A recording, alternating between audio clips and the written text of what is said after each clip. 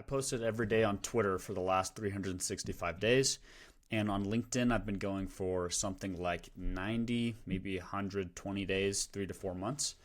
And 1 month ago, so September 15th, I decided to go and do a review. So there's something called a common factors analysis where you look at the data. So I post every day for a year.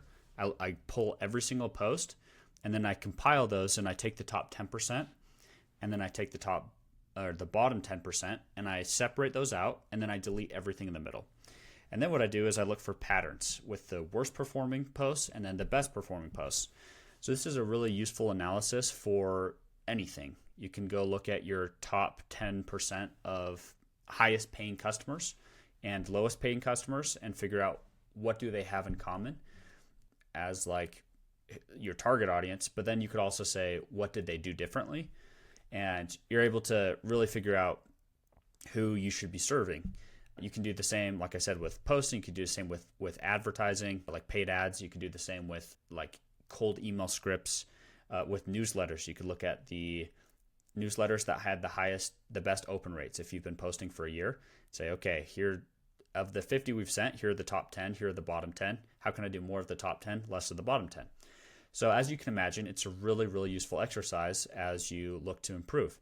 And so I wanted to show you, I did this, and I just wanted to show you the steps that I took and then show you the actual outcome. So first you have to figure out what's the goal. So for me, my goal isn't to just get followers, it's to get clients. And so some early indicators are to see if I'm getting clients is, am I getting followers? Because I do need followers in order to get new people into the ecosystem.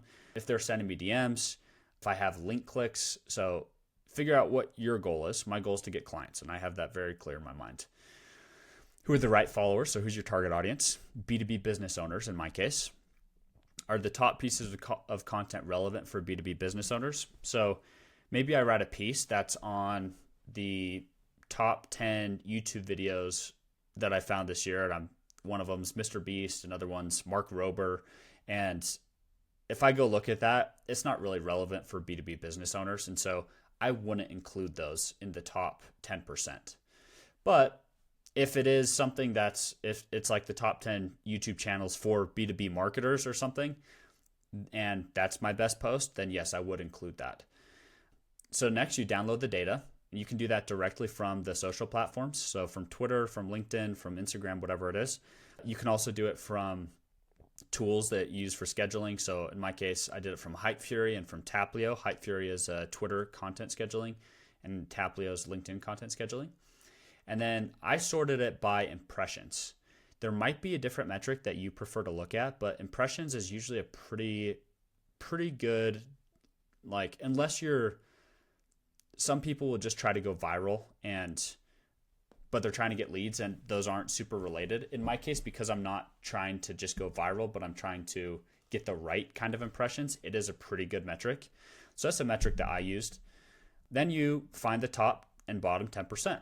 And so if you have 1,000 posts, then you should have 100 that are in the top and you should have 100 that are in the bottom.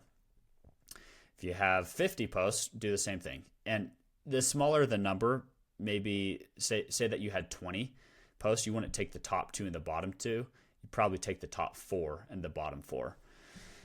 So it depends on the size of your sample size. And then I personally, like, I put it on, you'll see, I'll share the spreadsheet towards the end, but I have top 10% for X, bottom 10% for X, top 10% for LinkedIn, bottom 10% for LinkedIn. In my case, I had 100 Twitter posts that were in my top 10% because I really did do 1,000 tweets. And then for LinkedIn, I had 12 LinkedIn posts. I think I took the top 20%. I'd only been doing LinkedIn for 3 months at the time. And then you figure out what do they have in common and what are the patterns that I see and how can I do more of the top 10% and less of the bottom 10%. So let me show you what it looks like. Come in here, move my face over here. Wow, that's a bright light. Okay. So I'm going to zoom in a little bit so you can see. You can see it's not organized by date. It's in order of impressions. And with Twitter, it's kind of annoying because this was a Twitter thread. And so each of the posts below it had a bunch of different, like they were super high performing as well. So I deleted all of the ones that, like I just want one tweet for the entire Twitter thread. So this one, this one, this one, this one. And I just looked and I just read through these. I'm like, okay, what do these have in common? And I found several things. Bottom 10%, like these ones just didn't perform well. They got very few impressions. I'm like, okay, what do these have in common? There's 100. So this was, it took me a couple of hours to do this whole thing. And then for LinkedIn, it's like there's only 12, but I figured, okay, how many have media? What do these posts say? How did I start them? What types of posts are they? And then the bottom 10%. Okay. So that's what it looks like. I'll tell you what some of my takeaways were. This isn't extremely organized, so I apologize. But the style, so curation, basically curating valuable ideas, those were the top 2 posts that I had on Twitter. I counted them because they're both pretty related to my target audience. Here's to the new follower post. So after going somewhat viral and getting a couple hundred followers, I'd say, hey, appreciate the 500 new followers who followed me yesterday. Just wanted to give a brief intro. I'm Matthew. I run a ghostwriting agency. I do XYZ. And those posts always get a ridiculous amount of profile visits. So always worth doing if you go viral. Announcements do really well. So if you're like announcing a new employee, if you're announcing a new product, if you're announcing a new lead magnet, if you're announcing something personally, like I've decided to move, stuff like that always does well. Just great top of funnel hype. Specific client numbers or specific numbers for my business and using proof. So having images, screenshots, and getting specific with a case study or something. Stories with a cool premise. So these are just inherently interesting pieces of content. Like some of them for me were, I spent 12 months away from family, friends, and my home. I spent 5 days in Joshua Tree with a group of friends I met from the internet. I had a recent client call and they told me something crazy. So those are just inherently interesting stories.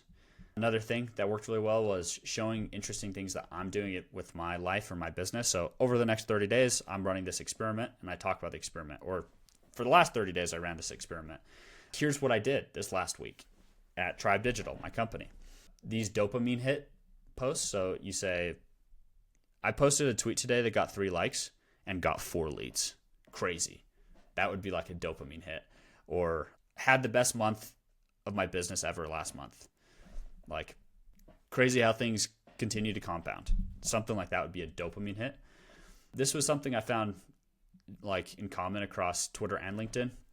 Moment in time, first line. So that's when you say on a specific date, this happened. So you could say yesterday, this happened, or last week, this happened, or I was on a call earlier today. You're just highlighting a moment in time and then you're going into a story. So when you use these for your first line, like those were some of my highest performing posts consistently. These are some topics that hit pretty well for me.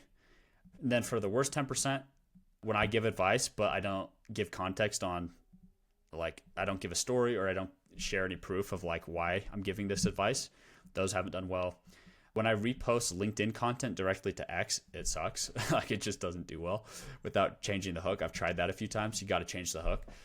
And then short tweets just lacking context. Like those are the ones I noticed didn't do well. For LinkedIn, 9 out of 12 of the best ones have images. 6 of the 12 of the worst ones have images. So what I got from that was images are great, but they're not the end all be all. A lot of the best performers started with moments in time. About half of them are stories. Another 25 have declarative first sentences. So that's like it's just a statement. Like I've made my clients over $8 million, period. That'd be like a declarative first sentence.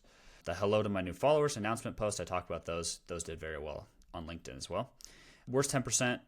So some of the worst ones still had images. Like I said, not the end all be all.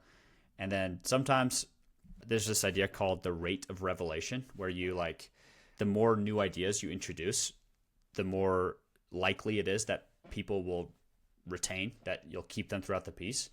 Sometimes I notice that I'll give a lot of context before getting to the point. It's like there's a kind of a balance there where you need to give a little bit of context, but you also have to get to the point very quickly. So you have to hook them, but then you have to get to the point. And then short posts lacking any context. Those are the ones that didn't do well on LinkedIn. So that's what I learned. This was this very valuable process. I would highly recommend doing it for yourself with posts. You could do it with other things too, but common factors analysis to help you know what works, what doesn't, and improve over time. Cheers.